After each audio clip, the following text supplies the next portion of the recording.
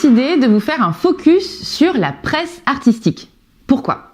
La presse artistique, c'est un excellent levier, parfois même gratuit, pour s'immerger un petit peu dans le monde de l'art, l'actualité et vibrer un petit peu au rythme des derniers prix, des nouvelles galeries, des centres d'art qui ont ouvert et de parfaire ses connaissances sur ce marché. Donc c'est extrêmement facile, je vous ai fait une petite sélection de ma presse artistique favorite et vous pourrez évidemment sélectionner celle qui vous appelle le plus, comme ça, ou même en chercher d'autres. En tout cas, n'oubliez pas que de faire une petite veille artistique une fois par semaine si vous aimez bien lire, une fois par mois, ou quand votre agenda en tout cas le permet, ça renforce vos connaissances sur le marché de l'art et ça vous met un petit peu au parfum, comme on pourrait le dire, sur ce qui se passe et qui est concerné, quel artiste est en vogue et les infos en gros à ne pas louper, quoi.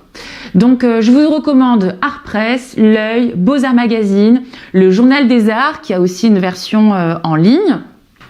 Pour des personnes un peu plus spécialisées autour de la sculpture, par exemple, ou du médium de la céramique, vous avez aussi des revues dans la presse artistique qui sont spécialisées sur vos médiums, sur vos supports. Exemple, la revue de la céramique et du verre pour les amateurs voilà, de ce support et de ce médium-là. Vous avez également des magazines comme Graffiti Art et plein d'autres magazines plus spécialisés sur des courants ou sur des styles en particulier. Exemple, le street art. Et vous avez également des revues pointues comme Point Contemporain, qui est vraiment une revue que je vous recommande, ou alors The Art Newspaper avec l'édition française, Le Quotidien de l'Art, qui est vraiment, je dirais aussi une presse ou un magazine, un journal majeur sur le monde de l'art, comme son nom l'indique. Paris Art, qui donne des informations bien au-delà de la région francilienne, contrairement à ce que son nom l'indique. Et je vous invite également à regarder les rubriques culture des médias nationaux, même en ligne, comme Le Monde ou Les Échos ou encore Libération, avec des journalistes extrêmement pointus depuis des années dans le monde de l'art, qui écrivent des papiers, parfois enquêtes ou dossiers vraiment très riches, sur les sujets du monde de l'art. Donc voilà, si vraiment vous voulez plonger à l'intérieur de cet univers, mieux le connaître, rien de mieux que la presse artistique pour suivre tout ça.